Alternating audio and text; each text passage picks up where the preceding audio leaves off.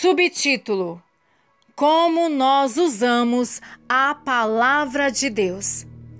Enquanto nós estamos discutindo o conhecimento do bem e do mal, a capacidade de saber o que é certo e o que é errado, precisamos também mencionar o uso das Escrituras. A Bíblia nos foi dada por Deus. Toda a palavra foi soprada de sua boca. 2 Timóteo 3,16. É proveitosa para correção, repreensão e ensino em retidão. Nós não podemos e, de fato, nunca deveríamos desejar contestar este fato. Entretanto, também é verdadeiro que as Escrituras podem ser usadas erroneamente. Por exemplo, Satanás citou a palavra de Deus na tentação de Jesus. Muitas e muitas pessoas, através dos séculos, incluindo alguns filhos de Deus, têm usado incorretamente e torcido as Escrituras para a sua própria destruição. 2 Pedro 3,16. Os fariseus são um bom exemplo deste engano. Eles sabiam, pelos textos de Deus, onde o Messias deveria nascer, entretanto não foram adorá-lo. Eles compreenderam que o preço do sangue não poderia ser aceito como uma oferta quando Judas devolveu o dinheiro. Mateus 27,6. Entretanto, eles eram aqueles que o tinham pago. Eles liam as Escrituras diariamente para saber o que era certo e o que era errado. No entanto, eles não vieram submeter-se a Jesus. Como é fácil comer da árvore errada! Também é possível usar a própria Bíblia para descobrir o que está certo e o que está errado, o que é bom e o que é mal, e então usar este conhecimento para guiar nossas próprias vidas. Os hipócritas no tempo de Jesus não eram os únicos. Hoje também nós encontramos muitos que usam as Escrituras frequentemente, embora não estejam realmente submissos a Deus. Uma vez que descobrimos por nós mesmos o modo correto e o incorreto, este conhecimento nos torna poderosos para agir de uma maneira independente. Nós podemos viver nossas próprias vidas de acordo com os princípios bíblicos. Nós podemos conhecer o bem e o mal por nós mesmos e tomar nossas próprias decisões de acordo. Este tipo de atitude não só é possível, mas é comum. Muitos cristãos imaginam que eles podem padronizar suas vidas de acordo com as leis bíblicas ou princípios do Novo Testamento e assim ser agradáveis a Deus.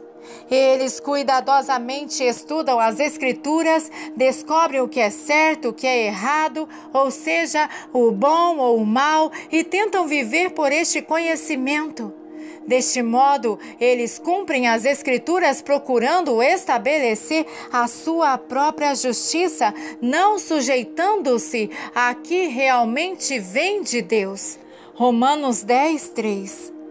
Espero que, por esta presente discussão, você possa começar a ver o erro dessa estratégia. A questão aqui não é certo ou errado. Eles estão ambos na mesma árvore, a que causa a morte. Em vez disso, a questão é rebelião e submissão. Quando aprendemos a viver em comunhão com Deus e na dependência dEle, Ele é aquele que nos guiará. Ele é aquele que resolverá nossos dilemas morais. Ele é aquele que nos dará compreensão de como e o que devemos fazer.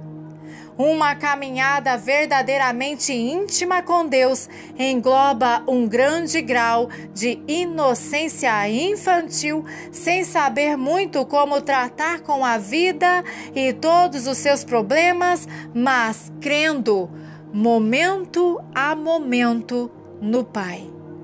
Certamente a Bíblia é um dos principais veículos através dos quais Deus se comunica conosco. Não há dúvida que a Bíblia é essencial em nossa caminhada cristã. Nossa preocupação aqui é que deveríamos diariamente nos tornar mais dependentes de Deus e menos autossuficientes. Você sabia que a Bíblia pode causar morte espiritual? Em suas páginas, ela diz exatamente isso. Paulo nos ensina que a letra da Bíblia mata. 2 Coríntios 3,6. Isto significa que é possível usar as Escrituras de um modo errado que causa morte espiritual. Se nós tomarmos o conhecimento bíblico em nossas próprias mãos e agirmos independentemente de Deus, tornamo-nos ministros de morte e escravidão. Como Eva, podemos comer da árvore da morte e compartilhar seu fruto com os outros. Nós podemos nos tornar pessoas cheias de conhecimento do que é certo ou errado, conhecimento do que deveríamos e do que não deveríamos fazer, conhecimento do que é bíblico e do que não é. Então, armados com este conhecimento, nós podemos passar esta informação a outros na expectativa de que eles passem a agir seguindo essa informação. Este, meus queridos irmãos, é o ministério da morte. Subtítulo: Cristandade morta. Creio que você pode confirmar isso pela sua própria experiência. Você já encontrou crentes que pensam que sabem tudo? Eles são mais corretos do que todos em quase todas as coisas. Das páginas do livro de Deus, eles sintetizaram um completo esquema doutrinário para governar seu comportamento. Embora haja pouco de seus ensinamentos que pareça estar errado, há um certo tempero na experiência que não parece correto. Está faltando a doçura de Cristo. As atitudes e o caráter de Cristo não estão dominando. Em vez disso, o que é demonstrado é um sentido de demanda, conformidade e autoesforço para tentar alcançar algum padrão bíblico. Este também é o ministério da morte, é comer da árvore do certo e errado, do bem e do mal. É usar a palavra de Deus, embora sem estar verdadeiramente submisso a Ele. Obediência às exigências da lei ou seguindo alguns princípios não é a mesma coisa que comunhão íntima com o nosso Senhor. Na nova aliança, falta de intimidade com Deus é realmente rebelião contra Ele. Paulo, o apóstolo, explica que é o Espírito que dá vida, Zoe. As mesmas palavras bíblicas que poderiam causar morte quando ministradas pelo homem natural, dão vida sobrenatural quando usadas pela autoridade e controle do Espírito Santo. Paulo disse que ele era o ministro da vida, 2 Coríntios 3,6. Seu uso das Santas Escrituras não era algo derivado de sua própria inteligência, não era proveniente de estudo e memorização. Embora acredite que ele meditasse diariamente nas Escrituras, ele sabia como se submeter a Deus.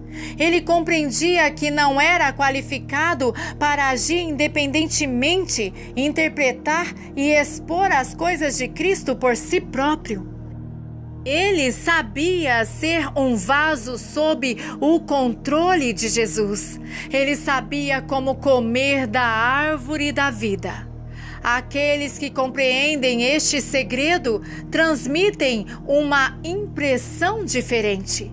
Este fruto também tem um sabor distinto, emanando da personalidade daqueles que passam pela vida, é o inequívoco sentido do divino. Há algo sobre eles que transmite a doçura daquele a quem nós amamos.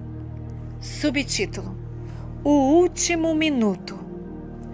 Talvez a prescindente compreensão da vontade de Deus possa nos ajudar a entender porque muitas vezes nós temos que esperar até o último minuto pelo livramento sobrenatural. Quantas vezes nós clamamos a Deus, esperamos e esperamos pela sua resposta e acabamos por tomar o assunto em nossas próprias mãos, assim como fez o rei Saul no Velho Testamento. 1 Samuel 13, versículos 7 ao 15. Nós precisamos aprender a depender completamente de Deus. De novo e outra vez, Ele nos testará para nos ajudar a ver o quanto nós ainda confiamos em nossa própria força. Como temos visto, este assunto é muito precioso ao coração de Deus. Está no centro de sua vontade no que concerne ao homem. A verdadeira cristandade é uma vida vivida em completa dependência do Pai. Isto requer um relacionamento íntimo e diário com Ele. Sem isto, a única escolha é comer da árvore do conhecimento e, com o auxílio de seu fruto, tomar nosso próprio rumo. Como nós precisamos cultivar um relacionamento íntimo com Jesus. Somente deste modo estaremos compartilhando diariamente de sua vida. É esta vida que nos preenche e nos guia durante todo o dia. E é esta vida que se derramará de nós para os outros em um ministério verdadeiramente espiritual. Jesus é a fonte desta vida.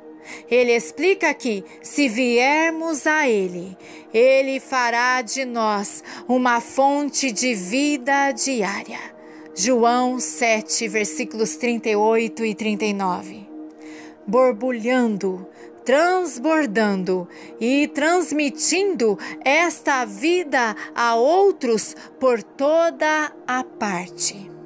Em relação às coisas espirituais, há dois tipos de conhecimento. Um poderia ser chamado de conhecimento a respeito de Deus. O outro é o conhecimento de Deus. O primeiro vem de um estudo mental da informação disponível e o segundo vem da intimidade com Ele. Estas, queridos amigos, são as duas árvores. Elas estão ambas disponíveis. Qual delas você escolhe? Muitos crentes imaginam que o crescimento espiritual é o resultado de aprendizagem.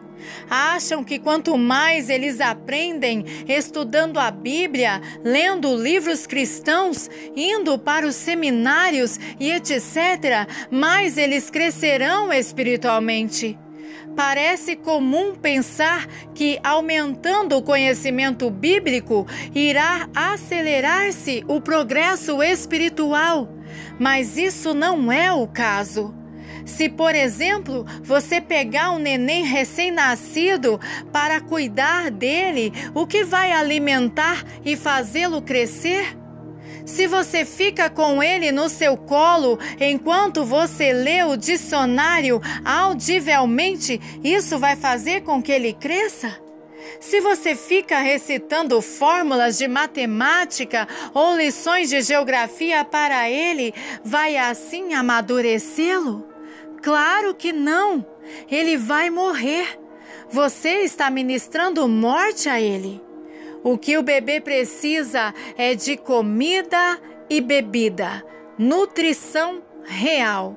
Da mesma forma, nós precisamos comer da árvore da vida, precisamos beber e comer de Jesus.